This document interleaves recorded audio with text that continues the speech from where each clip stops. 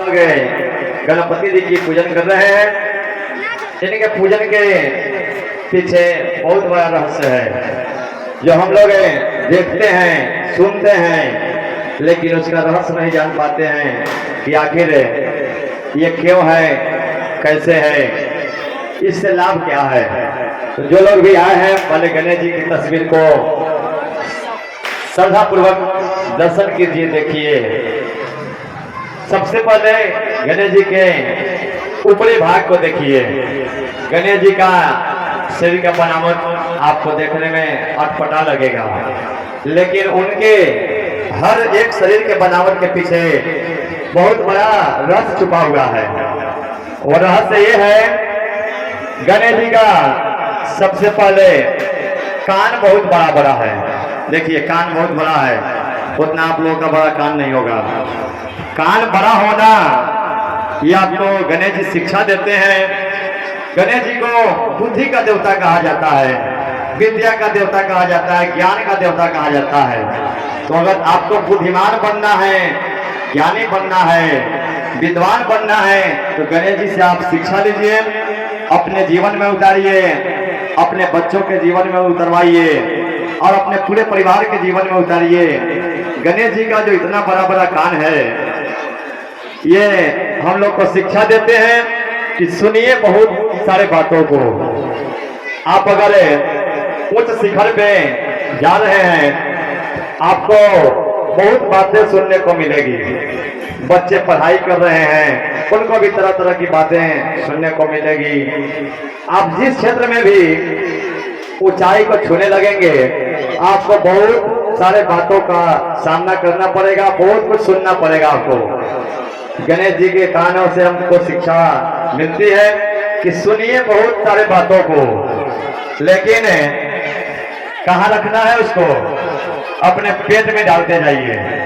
लड्डू खाने से गणेश जी का पेट इतना बड़ा नहीं हुआ है। सुनते हैं बहुत बातों को, लेकिन सबको अपने अंदर डालते जाते हैं, जवाब कम देते हैं। उनकी आंखें बहुत छोटी छोटी है, जितना बड़ा उनका शरीर है उसके अनुसार उनकी आंखें बहुत छोटी है।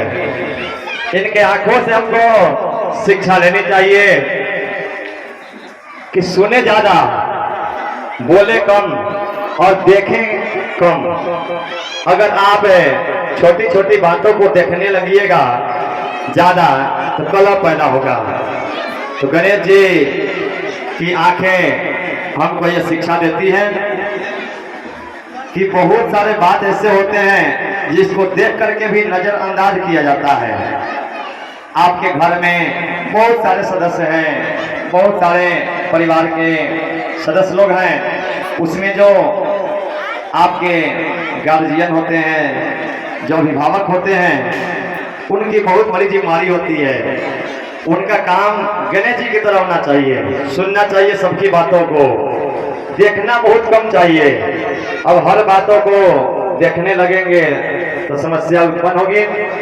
तो देखिए कम, लेकिन इन छोटी छोटी आंखों से सूक्ष्म चीज का दर्शन कीजिए, एकदम गहराई से देखिए।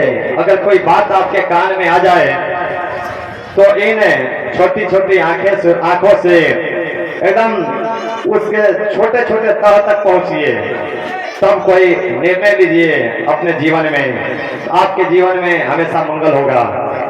तो इन आंखों से कम देखिए और सूक्ष्म देखिए, छोटा छोटा चीज देखिए। अब इनकी सूंड बड़ी है। हाथी को देखिएगा, जब आपके गांव शहर में आएगा तो हाथी का सूंड कभी सीधा नहीं रहता है, हमेशा हिलते डुलते रहता है। तो गणेश जी की सूंड बड़ी है। सूंड मतलब नाक। तो नाक का हमसे शिक्षा ये लेना है, नाक जो है घ्राण शक्ति है, सूंघने की क्षमता होती है नाक के पास। तो सूंघिए, कोई भी काम आप करने जा रहे हैं उसको समझिए, जांचिए। भोजन ही करते हैं तो भोजन करने से पहले आपको उसका सुगंध मिलता है, तो भोजन आपको करने के योग्य है कि नहीं, इसको नाक के द्वारा ही पता किया जाता है। दूसरी शिक्षा गणेश जी के सुर से यह मिलती है गणेश जी का सूंड हमेशा हिलते डुलते रहता है, नाचते रहता है, कभी इधर कभी उधर। तो इससे शिक्षा हम लोग को लेनी चाहिए कि जीवन में अगर उन्नति करना है तो हमेशा गतिशील बनना पड़ेगा, हमेशा गति में रहना होगा। अगर आप अच्छा करना चाहते हैं, तरक्की करना चाहते हैं, तो अगर भोजन करके सोए रहेंगे, शरीर में गति नहीं होगी, कुछ भी आप प्राप्त नहीं कर सकते हैं। तो जिस तरह गणेश जी का सूंड गतिशील है, हमेशा हिलते डुलते रहता है, सोए भी रहेंगे लेकिन वो सूंड जो है नाचते रहता है, हिलते रहता है। तो गणेश जी से ये शिक्षा लेनी चाहिए। गणेश जी के एक हाथ में फरसा है, फरसा से हमें यह शिक्षा मिलती है कि हमारे जीवन में चाहे कितना हो परेशानी हो, कैसा हो बाधा हो, तो उससे हमको लड़ने की साहस होनी चाहिए, ताकत होनी चाहिए, बुद्धि होनी चाहिए।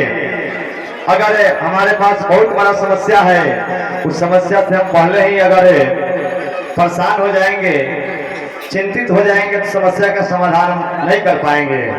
तो हमेशा उस तरह का बुद्धि रूपी आपके पास अस्त्र शस्त्र होना चाहिए जो आपके बहुत बड़ी समस्याओं को भी दूर कर सकता है। इनके हाथ में एक हाथ उठा हुआ है आशीर्वाद के मुद्रा में। ये बताता है कि आदमी को दयाशील भी होना चाहिए, क्षमाशील होना चाहिए, क्षमा करने की प्रवृत्ति होनी चाहिए, हमेशा क्रोधित नहीं होना चाहिए, दया होनी चाहिए हमारे पास, तब हम कुछ आगे कर सकते हैं। इनके बाएं वाले दोनों हाथ में भी अस्त्र शस्त्र है, उसका नाम सब लोग जानते हैं। क्या नाम है? तीर और धनुष। तीर और धनुष का क्या काम है? धनुष पे वो तीर जिसको बाण कहा जाता है वो चढ़ाया जाता है।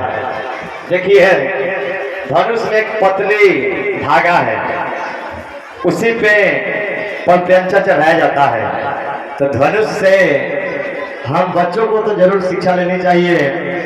धनुष और बाण को देखिए, धनुष पे बाण चढ़ाते हुए देखे हैं आप लोग, धनुष ऊपर रहता है, बाण नीचे रहता है।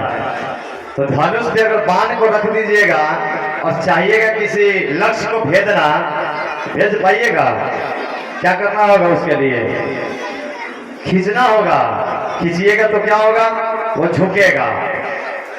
जितना ही झुकाइएगा बाण को उतना ही रफ्तार में जाएगा, उतना ही गति होगी उसकी, और वो अपने लक्ष्य को सही से भेज पाएगा। तो हमको उस धनुष बाण से ये शिक्षा लेनी होगी कि अगर हमको लक्ष्य को प्राप्त करना है तो क्या करना होगा? झुकना होगा। झुकना मतलब विनम्रता लाना, क्रोधित नहीं होना। जो क्रोधित मिजाज का है, जिसके पास ज्यादा चिड़चिड़ापन है, क्रोध है, वो झुक नहीं पाएगा, उसके पास विनम्रता नहीं आएगी। दो साथ एक चीज दो साथ कभी नहीं हो सकती। विनम्रता और क्रोध दोनों को बैर है। विनम्र होइएगा तो क्रोध अपने आप समाप्त हो जाएगा, चिड़चिड़ापन समाप्त हो जाएगा। जब तक क्रोध रहेगा, चिड़चिड़ापन रहेगा, तब तक विनम्रता नहीं आएगी। तो धनुष बाण से आप ये शिक्षा लीजिए कि जिस तरह धनुष पे बाण चढ़ाया जाता है, उसको जितना ज्यादा झुकाइएगा आप, उतना ही तेज गति से हो जाएगा। तो अपने आप लक्ष्य को अगर तेजी से प्राप्त करना है, लक्ष्य को प्राप्त करना है, तो पहले उस धनुष बाण की तरफ विनम्रता सीखिए। विनम्र होइए तो आपका लक्ष्य अपने आप प्राप्त हो जाएगा। दूसरा, गणेश जी का सवारी क्या है? चूहा। कितना छोटा है और शरीर देखिए कितना बड़ा है। तो वो चूहा सवारी क्यों हुआ गणेश जी का, इसकी कथा कल विस्तार रूप से सुनाई जाएगी। लेकिन पहले चूहा से शिक्षा क्या मिलती है हमको, ये समझने की बात है। चूहा सबसे छोटा जीव है और इतने बड़े गणेश जी उस पर सवार होते हैं। तो चूहा जो है ना, चूहा अपने लक्ष्य पे जब चल देता है तो लक्ष्य प्राप्त करके ही रहता है।